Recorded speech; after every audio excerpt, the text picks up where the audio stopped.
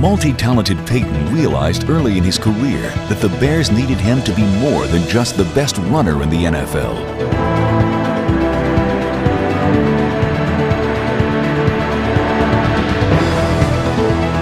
By playing here, I developed all my skills, and I was able to do a lot of things. Whereas if I went to Pittsburgh, because they had Stallworth and these other guys, Lynn Swan, they wouldn't have needed me to catch passes. In an era of specialization, he became a true football renaissance man.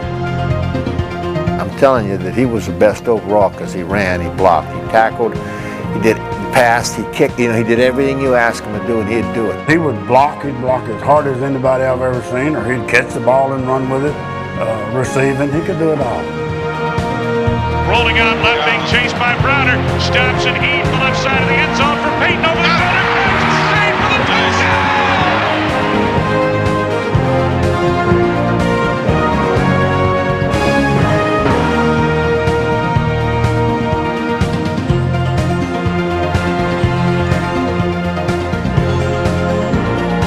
A running back with wide receiver-like skills, Walter remains the Bears' all-time leader in receptions.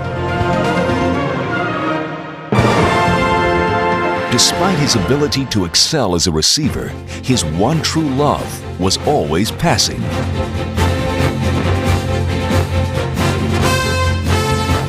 I remember Gary Fensick saying once that in all the years he was with the Bears never had a quarterback who threw the ball more in practice than Walter did. And I love the passing plays that I got a chance to throw. Dennis in motion back toward the line, quick pitch to Walter, fakes the end around. Walter's going to throw, man wide open, touchdown, done score!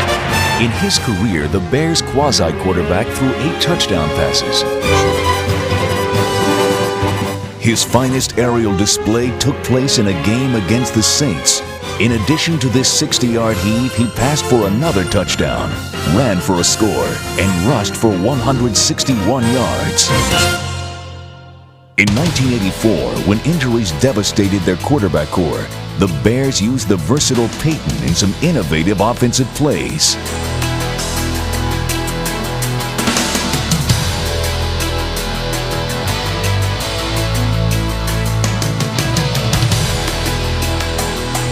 While passing was his greatest love, his blocking may have been his greatest skill. And I think that's the greatest compliment you can give the guy who gained the most yardage in the NFL in history. That's the greatest compliment. He was probably as good a blocker as I've ever seen. No game demonstrated Walter's blocking prowess better than a key come-from-behind win in '85. With the Bears trailing late in the game, Jim McMahon was put in to save the day. He's chewing the gum with the one eye half closed, and he calls pass and play, and he said, let's go. He walks up to the line. He's checking the line out. I'm checking the defensive line out, too, because I see a guy kind of cheats up in there, and then I said, oh, God, he's coming. But my number one priority is outside. And I thought Walter checked the inside, then he came back out. But the guy on the inside was the most dangerous. Just as he had to run his start, he was reaching for McMahon. I kind of took him out of the picture. As I come away from the center, I stumbled a bit, and that's when Walter came in and blocked the blitzing linebacker. Vikings coming out of blitz, McMahon back to throw.